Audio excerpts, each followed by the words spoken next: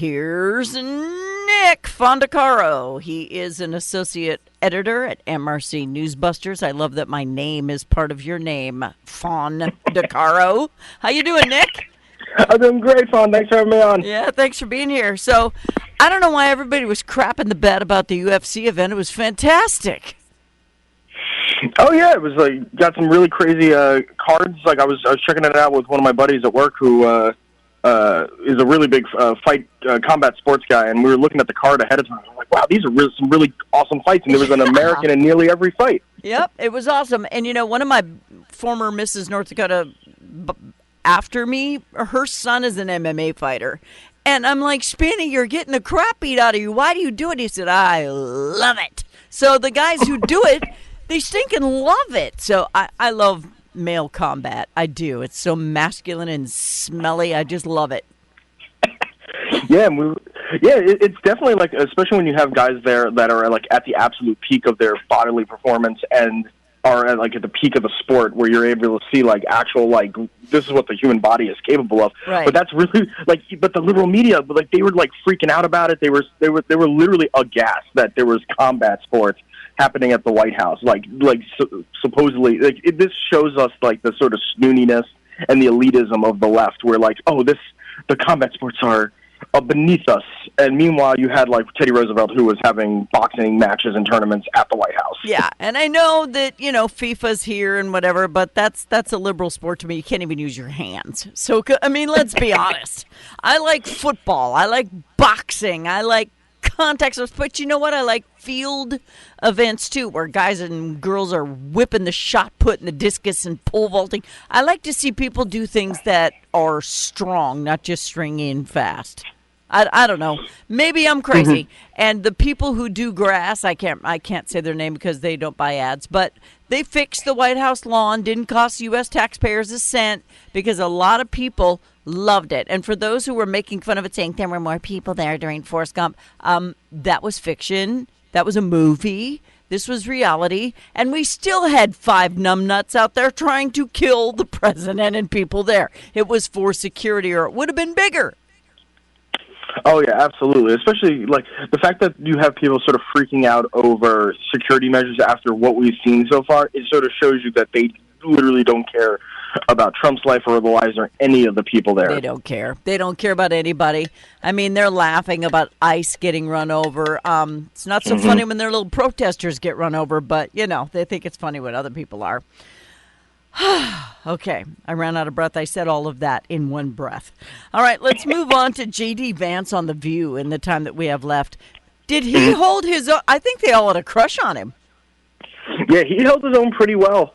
You had Joy, who apparently, like, off camera said he had like a good vibe, even though she doesn't like Republicans, and I'm pretty sure she told him he was fine. She's never voted for a Republican.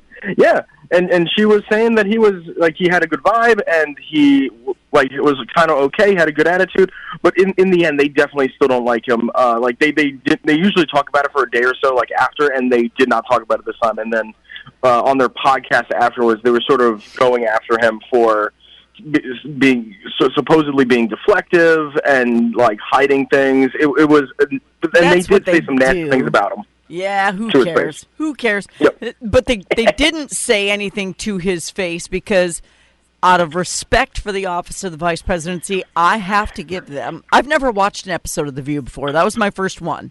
But I've seen clips of it. And I got to give Whoopi some fatty snaps, because she held those hands in the cluckery. She held them. The only one I couldn't stand was the one with resting you-know-what face from CNN, who used to work with them.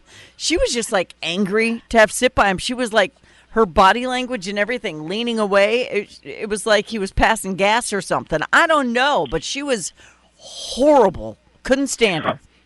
Yeah, like the biggest sparks were like involved Anna Navarro, who you're mentioning there, and it was to the point where she kept interrupting him like repeatedly. She interrupted him the most out of anybody, and at one point she was even to shut up.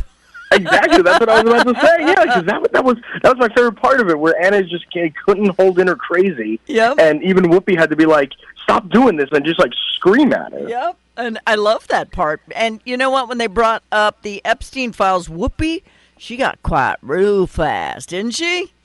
Oh, super quiet. I was the one who broke the story that she was in the Epstein files, and there was somebody on her staff or on her behalf asking Epstein to borrow his plane to go to a charity event in Monaco. Yep. So she got real quiet and her eyes got real big because she's the one who said just because I was there doesn't mean I did anything wrong. And then she realized she just spoke on behalf of President Trump. So, it was a whole thing. But the one that was the most ridiculous was the blonde who said, "What am I supposed to tell my children?" I'm like, maybe don't breed if you can't speak to your kids. I don't know. There's one thought. But I thought he did a great job. I really did.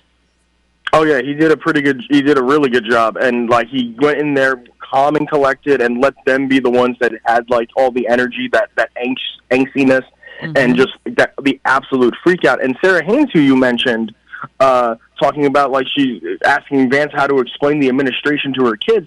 This is one who during Trump's first administration said that she was basically hiding the fact that Trump was the president from her kids. Like they didn't watch the news around the kids, and they basically sort of didn't tell them who the president was.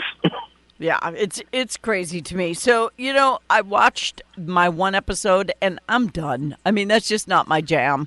I can't watch a bunch of women talk over the top of each other and yell and scream and hate people they don't even know. And it's weird to me that it's been on on TV for as long as it has. But I do give them props for having him on the show. Even if it was to pimp a book, I'm cool with that. But I thought he did a pretty good job. And the thing that I took away from it the most is none of us are who we are even 10 years ago. We change. We reevaluate. We look at the world. We see things. People come into our lives, and we're not the same people. And I love that J.D. Vance explained that through his conversion to Catholicism and through his book. Exactly, and this is like you mentioned it before. Like The View just sits there and judges people. Meanwhile, they hate it when people criticize them or judge them, and they're like, "Oh, you don't know us." Well, the whole premise of the show is for you to judge people, and like they try to hold people to who they were like in 15 and 16 or 2015, 2016 when they're like, "Oh, you said this about Trump back then," or 2008, and they're just like, "Hey, you guys like." You used to say these things about Trump, and JD is just like, hey, I've learned things since then. I'm not the same person. And I think we all know like that one friend on Facebook from like high school or college who's just like, oh, everybody's changing, I'm staying the same. It's like, well, you're not growing as a person if you're still who you are from high school. Well, it was just Sunny Hostin did a good job of shutting her face, so I was glad about that.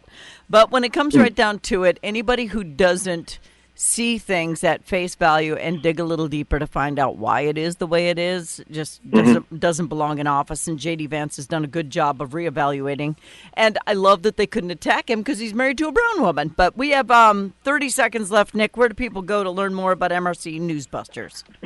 They can go to newsbusters.org or mrc.org to see our work, and if they like what they see, they can throw us a few bucks if they want, because we're a 501c3 non-for-profit and we're tax-deductible. And they bring it all to the forefront. They're like the real talk of Newsbusters. I love it very much. And, when it comes right down to it, the UFC guy who said Michelle Obama's a man, that was wrong and hateful, and he shouldn't have said it. So there's that.